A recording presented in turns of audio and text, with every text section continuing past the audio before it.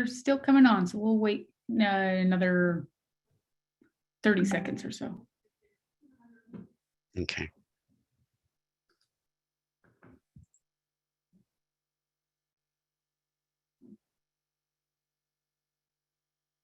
Okay, I think we're ready to start. Thank you, Eric Berman, for being here and for agreeing to do this webinar for us. We appreciate your willingness to dive into the final rule in a way that will be really helpful, and we're looking forward to your presentation. For those of you that are viewing this, you are welcome to put your questions in the Q&A box, and we'll get to those. Or if you have a question, you can also raise your hand, and we can call on you that way. And actually, if you raise your hand, I actually can give you the ability to speak. So if you'd rather ask your question instead of typing your question, we can do it that way too. So without further ado, we will turn the time over to you, Eric, for the presentation. Well, thank you, everybody. I hope you had a great lunch, and I understand I am a speaker right after lunch, so you may be a little bit, ate too much turkey for a turkey sandwich or something like that. But still, hope you're having a great day. I'm speaking to you from my 6 hours old, maybe 8 hours old new home office in Washington, D.C. My grandson may actually come in and hang out during the speech. So just in case he does, we'll say hi. I also want to thank my partner in charge, Jody Doherty, and certainly Bobby Lawrence for joining me, and my partner, Bobby Lawrence. Jody and Bobby work with the Idaho Association of Counties. Also, my partner, Brian Stavenger. Brian and I are part of the ARPA team and for Eide Bailey. So with that, without further ado, let's delve into what's going on. So here's our agenda. We're going to go as quickly as possible through it. Just so you know, the final rule is about 437 pages long.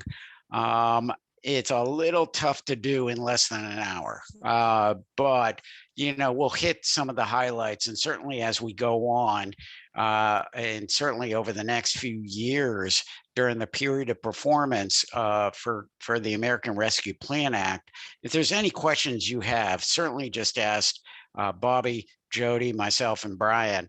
We're more than happy to help you, and that's why we're here. So we're going to go through ARPA, go through the eligible use categories, go through some of the real key points in the final rule, and certainly my inbox blows up when we go through some of the revenue loss safe harbor provisions. I'm going to give you a very quick reminder of some of the restrictions in ARPA. One of the restrictions surfaced early this morning. I think it was the state of Connecticut, the governor proposed to use the ARPA money to pay down his pension liability. No, you can't do that. But there are some ways that you can fund a pension liability, but you can't deposit money directly from ARPA into your pension plan without certain restrictions. And then I'll give you some real quick reporting reminders. So with that, just a reminder of ARPA and the implementation of the final rule. What we're talking about is the $350 billion program to state and local governments.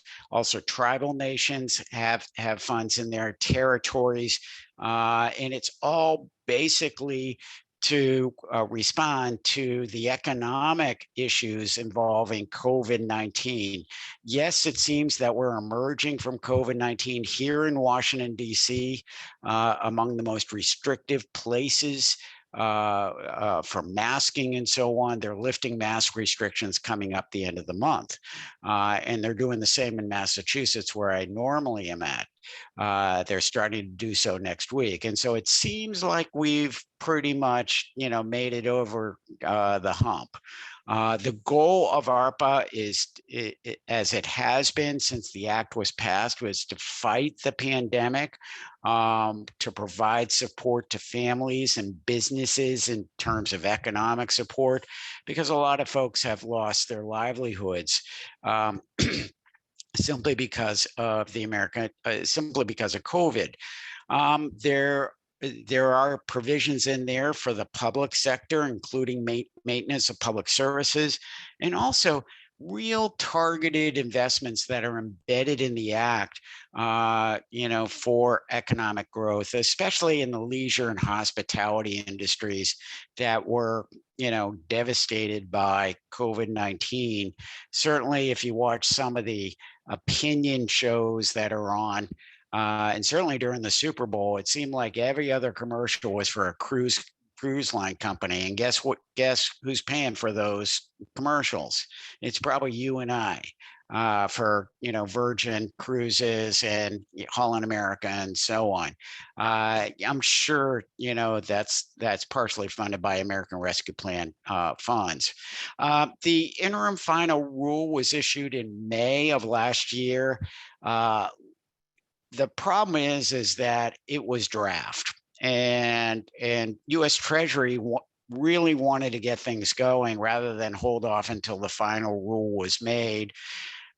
So there are provisions within the final rule that allow you, as long as you lived under the spirit and followed the provisions of the interim final rule, you're not going to have disallowed costs. You should be in compliance unless you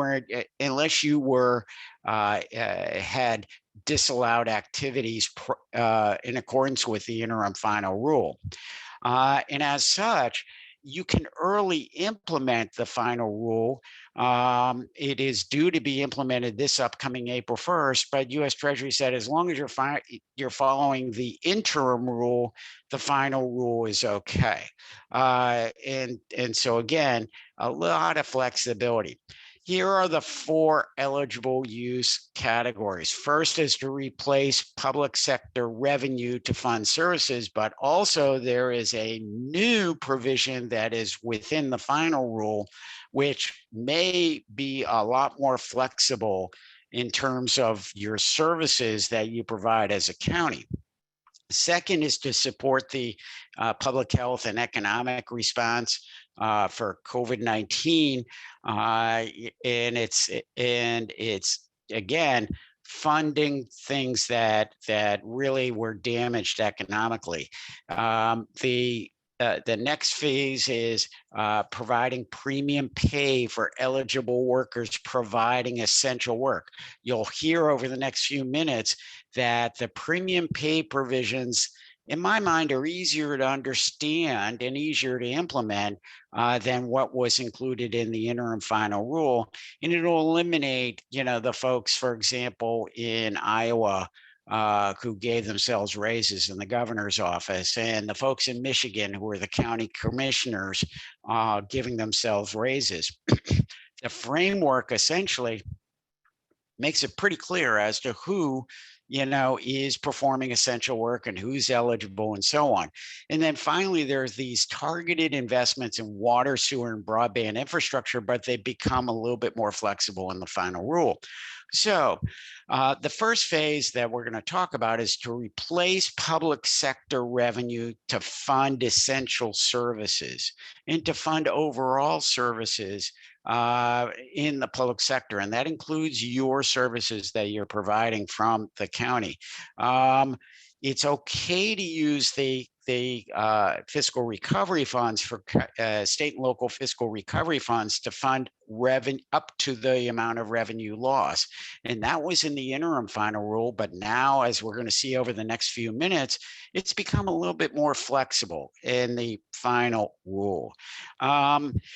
The final rule emphasizes that the services that are eligible are the traditional services provided by the government, unless there is a specific exclusion embedded in the final rule. And there are specific exclusions that are there. So if it shows up in your annual financial report in your statement of activities as a program or service of your government, it will likely be eligible. It's use is again to address the cost of public health and to address economic harm for specific households, small businesses, nonprofits, and other impacted industries, especially, for example, in the leisure and hospitality industries. And oh, by the way, there are targeted funds for you as a county for services and so on. There is premium pay again for eligible workers performing essential work. And again, we'll go through who is eligible in that framework, over the next few minutes. There are certain restrictions on wages and in pay. And again, we're talking critical sectors of the economy. There is also investments in clean water, drinking water. Your county may be dealing with things, they're known as forever chemicals and so on.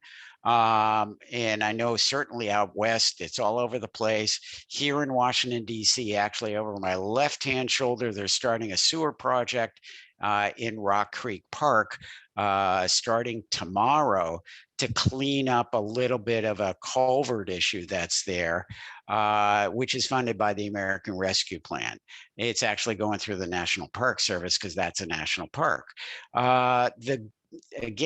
There's also broadband that's involved, and the goal there is to bridge the digital divide. As many of you know, it's been tough for folks to work remotely, tough for folks to go to school remotely and so on, and it's simply because of internet speeds. And this is attempting to bridge that gap. Now there are some additional flexibility elements within the final rule with regard to the digital divide, because quite simply the geography doesn't allow for broadband. Just to remind you on the period of performance in the American Rescue Plan Act, the enactment was as of March 3rd of last year. Funds do not need to be spent or obligated for years. The obligation is first, and that's December 31st of 24. And obligation means you have to identify what you want to spend it on. So you don't need to identify today. You just need to identify by December 31st of 24. However, the funds need to be spent by December 31st of 26. So pretty easy peasy. There's a lot of flexibility on it. There's also other programs within the CRF, and I'll abbreviate that pretty much through this hour. There's capital investments that are targeted within there. There's a capital projects fund, some of which is transportation, some of which is other critical sectors such as water, sewer, and so on. There's emergency rental assistance, and you may know that affectionately as the ERAP, the Emergency Rental Assistance Program. Those of you who have HUD Section 8, you know what that is. There's also a homeowner assistance fund, which is close to what's in the emergency rental assistance program. And what that is to alleviate as much as possible mortgages that are vulnerable or going into default. And then finally, there's a new credit initiative, which is essentially targeting startup businesses in your jurisdiction. And it's an availability of credits, tax credits, property tax credits, startup funds, grants, you name it, for eligible businesses to really start up, which I happen to think is a really important program that gets overlooked. So here's some key clarifications. the first and one that I get a lot of questions on, including today, I've gotten about 5 or 6 questions on it. There is an election that is embedded in the final rule to allow up to your grant award amount or $10 million, whichever is less, instead of doing your revenue loss calculation. Now that is important. Okay, so if your county received $8 million, okay, you're not going to get 10 million, you're going to get 8. And so just keep that in your mind's eye as part of this process. The second piece is it has to be used to what is in the final rule. If you're going to use your 8 million or 10 million or whatever it is, has to be used for government services that are allowable in the final rule. And again, if it shows up in your statement of activities as a general government program, with certain exceptions, chances are it's okay. But always remember that once that 8 million or 10 million is gone, it's gone. There's no more manna from the well. There's nothing else coming from Washington. You know, I can tell you what's going on about 3 miles away from here on Capitol Hill. You know, you are not going to see a $1.9 trillion bill coming out of Capitol Hill anytime soon, especially if the Congress changes over this fall. And so just be aware that the bank window is probably pretty closed right now. Once that 1.9 trillion is gone, it's gone. I understand the president asked for another 30 billion yesterday. However, I'm not sure obviously where that's going to go. He can ask, doesn't mean it's going to get passed. Once that allowance is gone, once that 8 million or 10 million is gone, it's gone. So consider that as part of your planning for your obligation of your American Rescue Plan funds. Now, 38 of 44 counties in the state are less than 10 million. So you're not going to get that 10 million. You're only going to get whatever is the lesser amount of your ARPA award versus that $10 million. So just to remind you, you don't have to use that standard allowance. You can actually do the calculation, and who knows, it may be more beneficial to you. But again, it's only up to that, whatever your award is. The original calculation was pretty difficult to go through, and this is referencing what we presented last August, not only to you, but actually to a lot of other folks. Essentially, this gray area, which is the top bars, that's the room that you could place your revenue loss. So the measure was supposed to be as of December 31st and only for particular categories of revenue. It's not for the entirety of your revenue. And then you had a cap of growth of 4.1% per year. Now, as we know, because of inflation, we've greatly exceeded that right now. And so if your actual growth in revenues was more than 4.1%, the amount of revenue replacement dollars was actually 0. Now that was in the interim final rule. Also in the interim final rule is there were a bunch of other elements that were not allowed to be used as part of the measurement. For example, intergovernmental transfers, refunds, debt issuance proceeds, liquor store revenues if you happen to have a licensed liquor store in your jurisdiction. Utilities might be the most common for your county. Those were excluded from your revenue loss calculation. It was really just your general revenues and fees charged. The new revenue loss calculation is a lot simpler. First, the calendar year end, that's gone away. You can use either your fiscal year or the calendar year, but we still have the 4 points in time to measure the revenue loss. Whatever you use, as long as you're consistent in the final rule and as long as you're consistent in your dates, you're okay. There's also an adjusted definition of general revenue. You can now include utility revenue, and you can now include liquor store revenues. For example, in Virginia, across the Potomac River from here, and also north of here in Pennsylvania, they have state licensed liquor stores. And as such, there's that was excluded from the original American Rescue Plan Act lost revenue calculation. Well, now you can include it. So what you're supposed to use as your base year revenue is still pegged as of January 27, 2020, which is the day that the national emergency was declared. And your base year revenue, if you're a June 30 government, that's now going to be that first fiscal year prior to that January 27, 2020 date, which would be July 1st of 18 to June 30 of 19.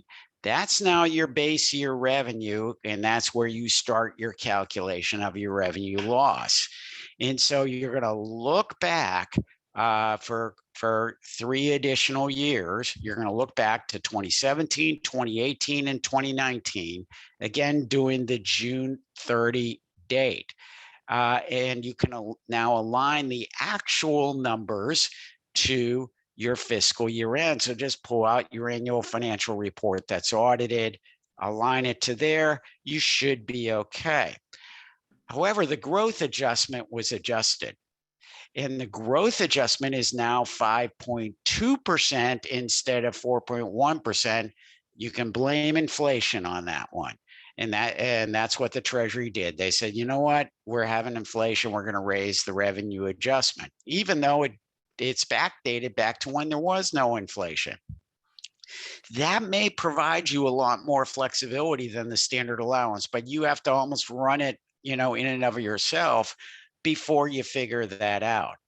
Eric? Yep. We have a couple of questions in here. One of them is on revenue allowance. As you noted, most of the counties in Idaho received less than 10 million. And Steve Matheson is the treasurer in Kootenai County, which is one of our counties that did receive more than 10 million, but I think it's around 30 million, yeah. Probably. Yeah. So given the fact that the highest count, I think the most money any county got was maybe 94 million. And it's a booming state. Do you see any reason for a county to try and do the 5.2 revenue loss calculation? Probably not. But again, it's a good idea to run the numbers before you make that final decision. It's worth, the however much time it takes for you to run the numbers. It really is before you make that decision. I've seen it go both ways. It really depends on your local economy. It depends on facts and circumstances. Obviously, if you're in a boom area, such as in Kootenai, such as in Eide, could be totally different than insert the name of the other county. So you really got to think about that. It could be that just the time involved to do the mathematics, it may be worth it just to do, the standard allowance. But remember, the more you take in that standard allowance, the less you have for direct programs and services that may be funded in other spots of the act. And so there is that balancing, Kristen. And then another question that we have is more directly, I'm assuming under the general services, we have a question. Can ARPA funds be used for counties for victim services? So like victim witness coordinators or other victim services that the county generally provides? Yeah, I believe so. I'd have to look up a specific reference within the final rule, but at the very least, as long as it was part of your general services prior to the American Rescue Plan, it's probably okay. And I don't want to be definitive in deference of time. If anything, if you want to save that question with the, with the, person who asked it, I'm more than happy to answer it directly. Okay, great. Thank you. Yep. All right. So the other piece that, and I put in red here on the screen, that you really got to be careful of is, you got to put through an adjustment for any form of tax cuts, and actually going the other way, tax increases, going from January 6th of this year on all calculations on or after April 1st. January 6th was the date of the issuance of the final rule. And then so keep a record of all your tax cuts and tax increases. The problem is the federal government, US Treasury, doesn't want the US Treasury to be supporting or supplementing or supplanting, your local tax cuts. Now, that said, how they're going to follow a dollar through, I have no idea. But you're not supposed to supplant your tax cuts or tax increases, and you put that in as an adjustment to your actual revenues that go into your revenue loss calculation. Again, the revenue loss can only be used up until your loss amount, and depending on which way you take it, either the allowance or the calculation, that's it. And again, if you use it all, use your entire award based on that $10 million or whatever your allowance is, it's gone. There are specific, things that are excluded, but by and large, again, if it's in your statement of activities, you should be okay. Construction, health services, environmental remediation, public safety services, those are all allowable costs. And I'll give you a list of other items that are within the rule as well.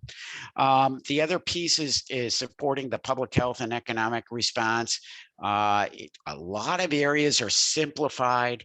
Again, you have to realize what areas of your local economy have been harmed. What industries were impacted. What negative impacts were realized. There's been some clarifications and simplifications that are within the final rule. An industry is presumed to be impacted if there was an employment loss of greater than 8%. And what the Treasury did was took an average, of by industry nationwide.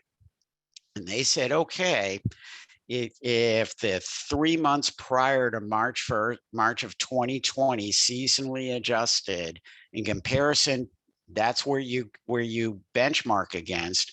If your employment loss is more than 8% from when the original measurement was for the 3 months prior to March of 2020, then guess what?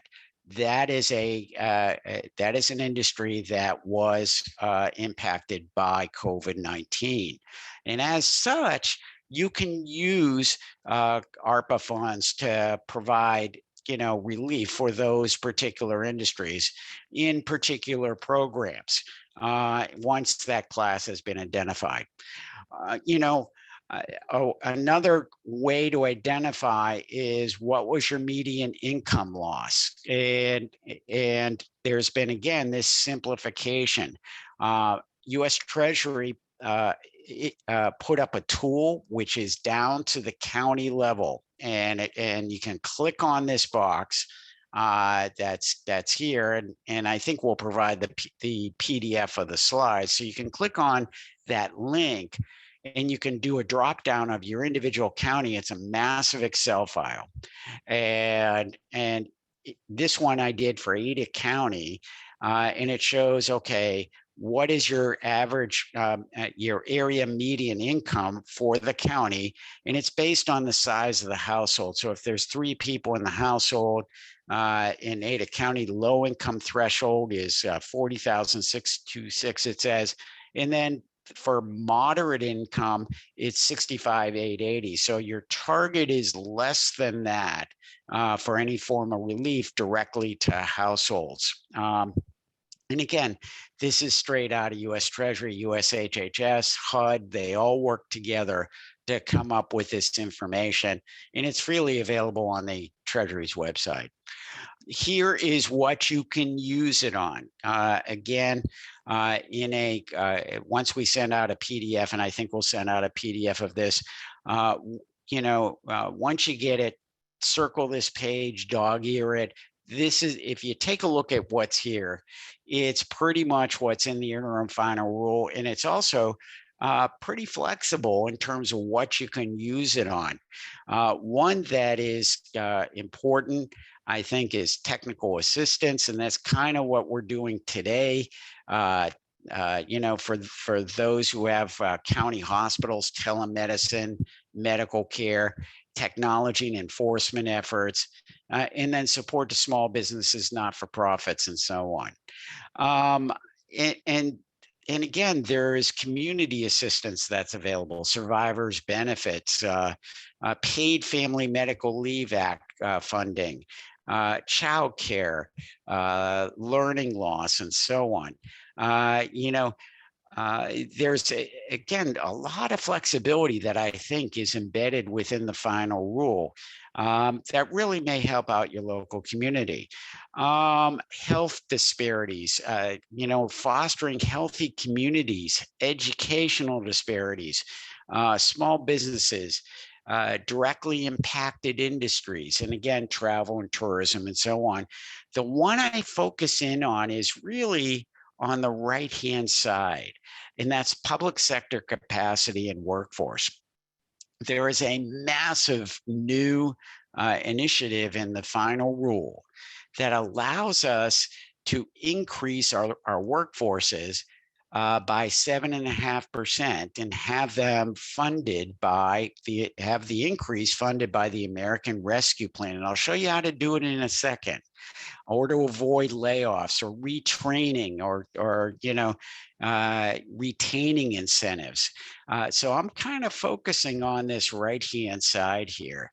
So how do you do that?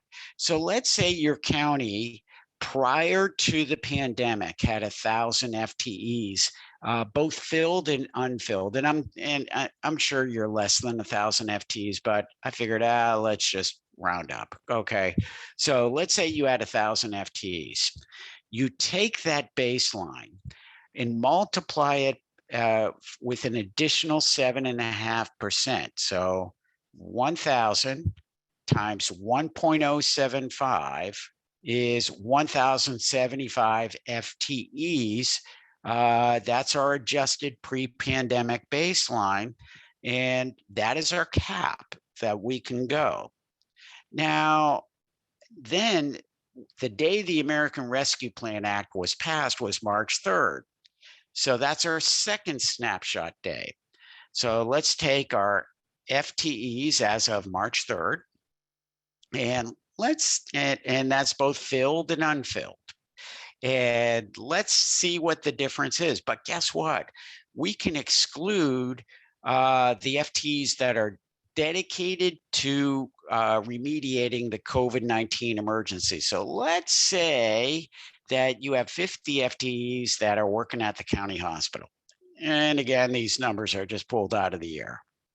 So instead of having 800 FTEs as my floor, it's really now 750. And so that gives me a little bit more room. Okay, so if I'm going to say it's 750, I now have room to hire 325 new positions. Now, where you're going to get those folks is a different story, and that's totally evident in the Great Resignation. But there may be some other folks out there.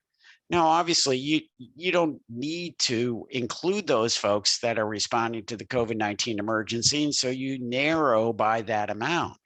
And there you'd be down to 275. So who is eligible for these funds? They really have to be within the eligible categories in the final rule. And that means public sector, public health, human services, again, can be used for, retaining public sector workers. Let's say they need to be retrained and maybe more technology focused. That's probably okay. Those positions must have been federally eligible prior to COVID-19.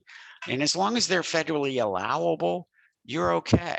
It doesn't mean that they were reimbursed. It just means that they were eligible and you just didn't have a grant award to reimbursement. Well, now they do. The final rule does encourage diversity. Obviously, that works better in some areas than others. And it also may allow some premium pay depending on what the pay is in your local jurisdiction. We'll go through that next. So the provisions of the interim final rule are essentially carried over into the final rule with a framework of how to determine premium pay. Again, the cap is for eligible workers is up to $13 per hour. And that may not seem all that much unless you're the person actually receiving that $13 an hour. But there's other caps as well we got to live within. You can't exceed $25,000 for any single worker who is receiving premium pay for the entirety of the program, and that's going up until December 31st of 26. So don't give somebody $25,000 today, because guess what? They're not going to get $25,000 tomorrow. So it's again for the entire program, and there's got to be working within key sectors. The three-step process is to identify who is eligible, verify that that person performs essential work, and then do the mathematics to make sure that the pay is within the guidelines within the final rule. Here are a list of eligible workers, and where the US Treasury focused on are those frontline persons facing essential workers. And notice on here is grocery stores, elections. Guess what? That's in there. But again, they have to be workers who are facing the public. Transportation and warehousing, hotel, motel, educational, school nutrition. And one that is overlooked is up here. And let me see if my annotation works. Let me see if I can draw this. State and local government workforce. That one is really important. And again, a lot of folks overlook that one. And so you could indeed be eligible for premium pay as long as you fit the framework. And let's see if we can erase that one. Here, hang on. And go through the annotation. Let's see if it can erase all that. Clear all the drawings. Okay, there we go. Okay, so so once we've determined we have an eligible category, okay, what is the essential work environment? Well, what I'm doing right now, I'm working from home. Guess what? That's not, I wouldn't be eligible to receive premium pay. And because I'm working from a residence, okay? You have to be facing a member of the public, and you have to be physically handling goods, items, and so on, dealing with patients, working with coworkers, and so on. As long as you're with the public, you should be an essential worker. Okay, now you have to run the calculations. You have to be at or below the 150% of the state or county's average annual wage for all occupations. And this is calculated by the US Department of Labor, Bureau of Labor Statistics. That's actually where my grandson goes to daycare, and it's been closed over the past couple of days because they have a water issue, and he may be coming in. He's been playing here for the past couple of days. And so they calculate this stuff. Also, if the employee does not meet this threshold, meaning that you're going to exceed the premium pay threshold, you gotta justify it to the US Treasury. You gotta ask Boss Potter to, for a waiver. And those of you who've filed federal grant waivers in the past, you may realize that they're not always approved. So if you're gonna exceed those caps, you better have a good reason why. So I ran some calculations, and the median wage in May of 2020 for all occupations in Idaho was 56,068. You multiply that by 150,000, and I'm up to 84,102. 150%, excuse me. I'm up to 84,102. So 84,102 minus that 56,000, I'm at 28,000. I'm over my cap. I'm over 25,000. So, and I'm not only over 25,000, I'm over 25,000 for the entire 4 years. So as such, I got a plan to be less than that 25,000 cap. So as you can see, run the numbers. Once you get beyond the eligible workers, the eligible categories, the front facing workers, then you got to run the math. And you'd be surprised how little that premium pay may land up being. And so just be aware that you need to plan accordingly. The water, sewer, and broadband infrastructure. I mentioned a few of the things that at the outset of the hour. The common categories are there: water treatment, sewage treatment, management of stormwater runoff, drinking water quality, greening of America, water storage, reservoirs, you name it. Probably irrigation is probably in there as well.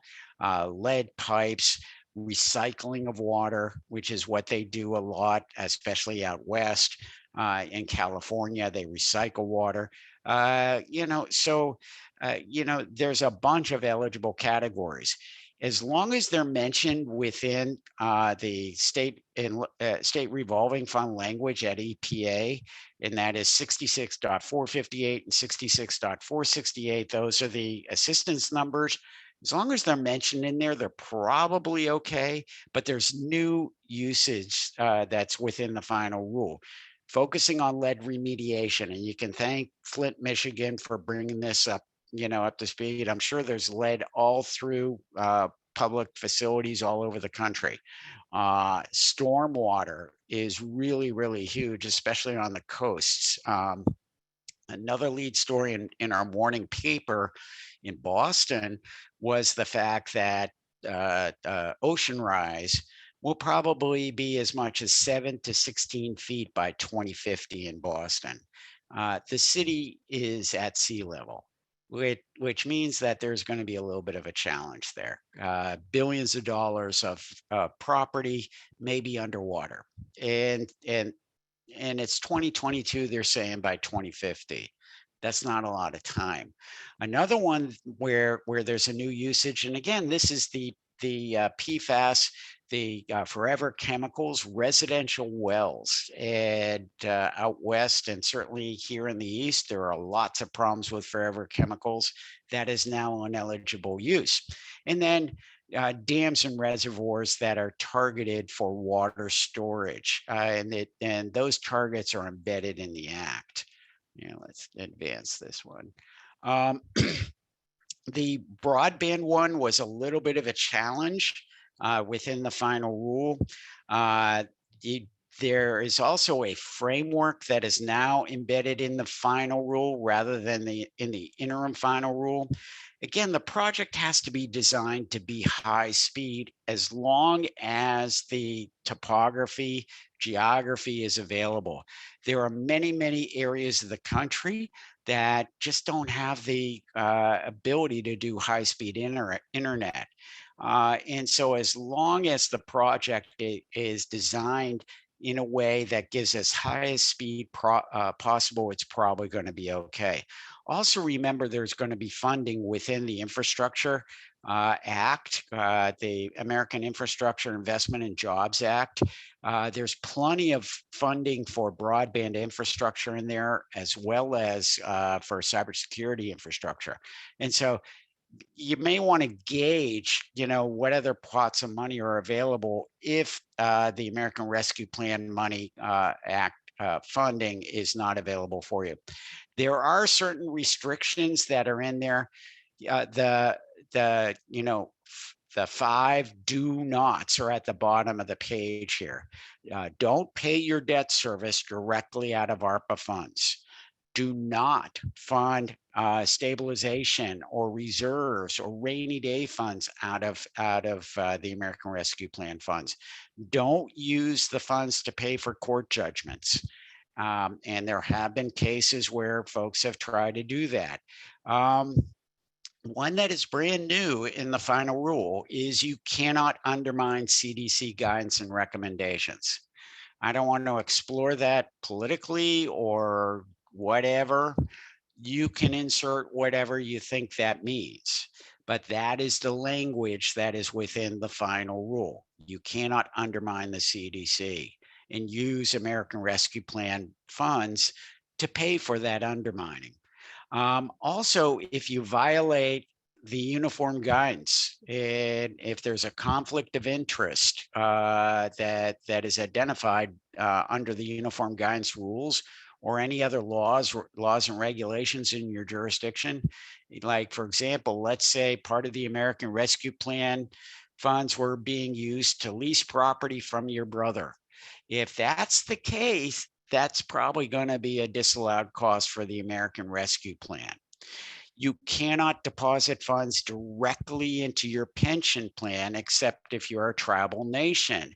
However, and this is a big however, if the employee was federally eligible before and has a regular payment schedule, which includes reimbursement of employee benefit costs, including pensions, that is eligible.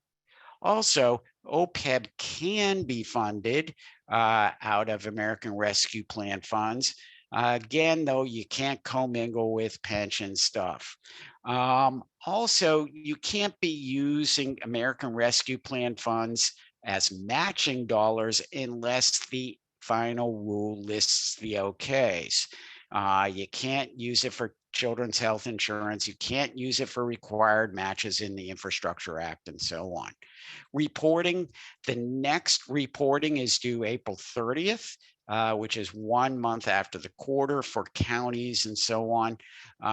There is updated guidance from the US Treasury on their website as to how you report, and they are continuously updating it. They updated it some last week, I believe. And again, there is a significant amount of reporting coming up over the next 60 plus days. With that, I pretty much stuck the landing. I'm looking at the time clock here. And so what do we have in terms of questions? You're muted. Here we go. So I have a question that I know has come up quite a bit up in northern Idaho. They have a small but vocal group that is expressing concerns about the counties accepting the ARPA dollars.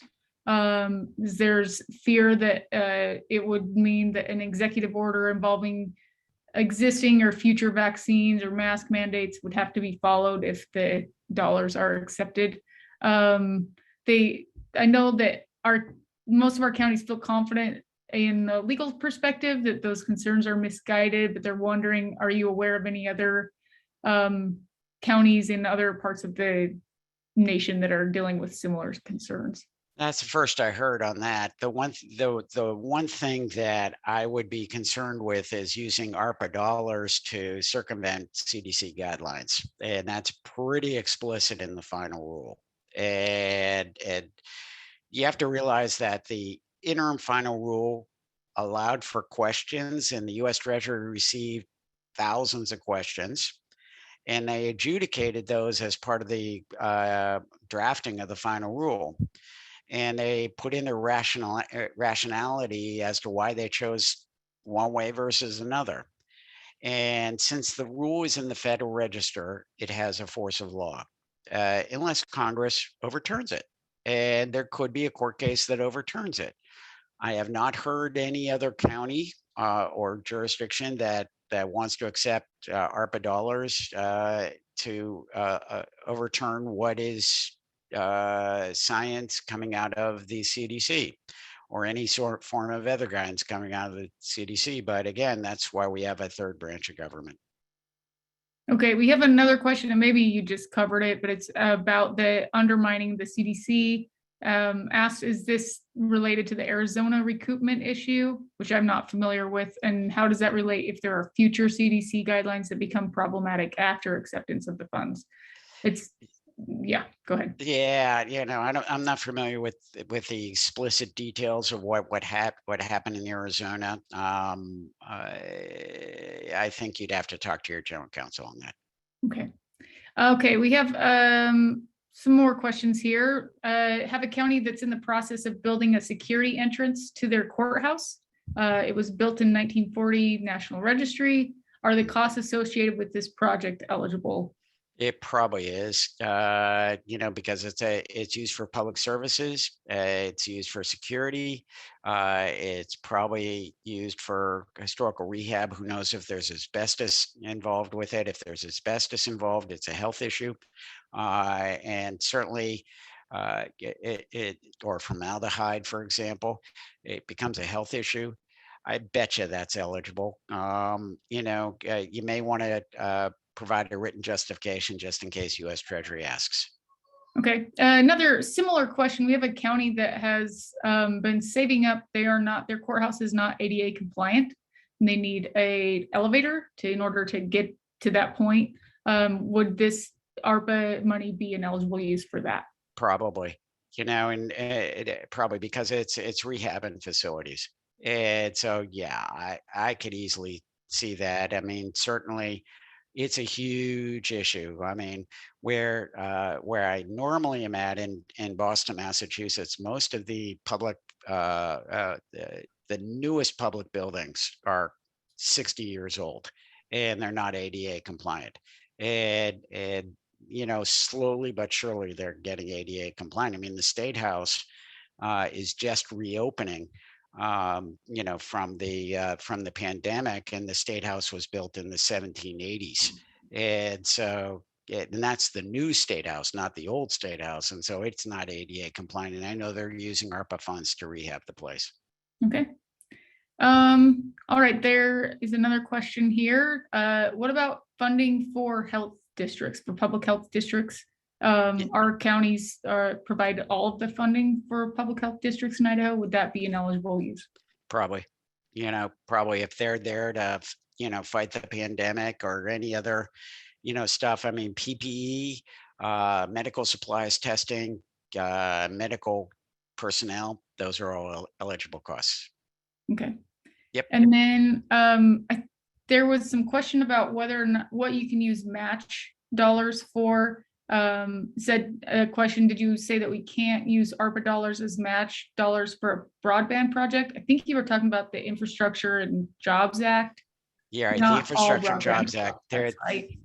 Yeah, there are specific provisions within the final rule that list the programs that you can use for match, but usually you cannot use federal dollars to match other federal dollars. You need local dollars. Right. And if there's a requirement. And again, following the dollars through is part of what we do as auditors, and it's part of the test. So you got to be careful about supplanting, and that's supplanting. I have a question for you then. If the state is using ARPA dollars, say they are willing to throw in $3 million for a broadband project, but they require the county to match using part of their broadband dollars, would that still be appropriate if they're both using ARPA dollars? It sounds like it is, unless there is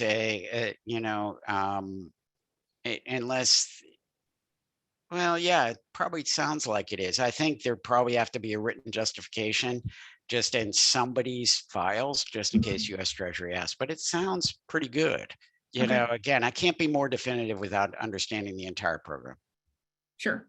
Hey, Eric, can I ask a Yeah, Bobby. clarifying question on the health facilities districts, the health districts, because I'm putting on my auditor hat, and the way they're paid right now is there's just an allocation of, hey, this is your portion, this is your portion, and if I'm auditing the expense of those ARPA funds, to what level of detail or support is that county going to have to maintain to say these were eligible expenditures? Good question. Well, I would start at whatever is usually done for single audit purposes. That's where I'd start. We do not have a compliance supplement as of yet that deals directly with the fiscal recovery fund, I believe, other than actually, we might have some stuff in the fiscal recovery fund. You may know a little bit more than I do, Bobby, doing some single audits, and Jody you may know more than I do on it. But I think your baseline is whatever documentation you keep for single audit purposes, I would keep for the fiscal recovery fund. Yeah, and I guess my thought there is that just saying, hey, this $100,000 contribution to this district went for the health district is not going to cut it, and it's going to need to have some support for, this was payroll, this was PPE, whatever, and not just a blanket. It's an allowable expense, right? Right. Would that be necessary if they're using their revenue loss dollars? Even so, it still has to be federally eligible. It has to be still an eligible cost eligible program and so on. Again, if you're going to follow a serial number and a dollar through, I'm not sure how far you'd have to go, but there'd have to be some alignment to what is in the final rule. Okay. Yeah, I was thinking about if it's, general government service. It should be, again, it should be okay. I can't be more definitive without it because each facts and circumstance is going to be different. Document. Got it. Okay. Got it. Are counties allowed to claim indirect costs from ARPA funds? Awesome question.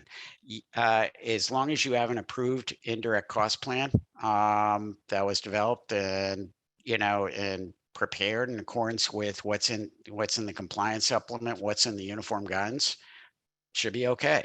Again, it has to be approved, has to be systematic and rational, it has to be in place, and to the point where you're not moving employees in programs, you're not moving programs within the federal government just to charge the federal government where the employee wasn't before. You know what I mean?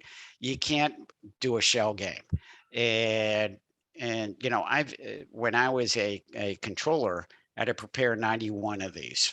And the first thing they teach you is that you cannot move employees for the sake of moving employees just to take money out of the federal award.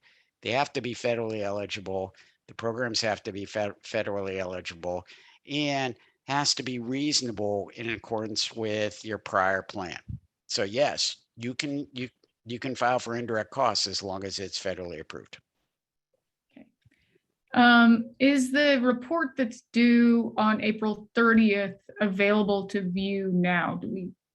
I think it's the. I think it's on US Treasury's website. Just do a internet search of US Treasury ARPA report and it should be there. IAC may have a link to that report on our website as well. I'm not positive, but I think we may. I know it's updated. I know it's updated often. So, either on IAC's site, if it links to the US Treasury, or on US Treasury's website directly. Okay, we've got 3 more quick questions and then we'll wrap up. Sure. Would ARPA funds be able to be used if on a vehicle, if a coroner is using it specifically for transporting COVID deceased? Probably. Mortuary services are eligible uses. Okay. Question about whether you can use ARPA funds for construction of a new courthouse. Probably.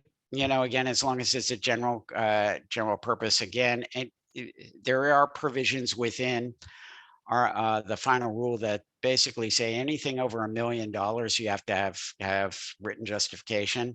Anything over 10 million may need direct approval by the US Treasury before you do anything. So a courthouse could be over 10 million bucks. Okay. And then last question here, so that we can let you hop off. We appreciate your time. Is payments, the county made payments to their local senior center and museum to assist with losses incurred with the pandemic under the thought of food provision and tourism impacts. Do they need to treat them as a sub-grantee? And if so, what documentation do they need from them? That's a good question. There probably are a sub-grantee, and they need to deliver the federal award just like any other federal award provisions, just like any other sub-recipient. Probably got to do some monitoring that's within there. If it's over 750,000, could be subject to single audit. Okay. Oh, there's one more question. Are you okay answering one more, Eric? Sure. I gotta hang up. I'm running a little late to talk to a client in Seattle, but okay, of course, last and one. my grandson's running around. So, I think it'll be quick. Would ARPA funds cover upgrades to technical equipment such as X-ray machines, that kind of stuff for coroner's office? Probably. Okay. Probably. Again, medical facilities, medical equipment, and anything even remotely related to the pandemic is probably okay. All right. Well, thank you so All much right. for your time. We appreciate you. Sorry we ran a little late. We are grateful for the time that you've spent with us today. Well, we're grateful to have you and grateful to serve the citizens of Idaho. Thank you so much.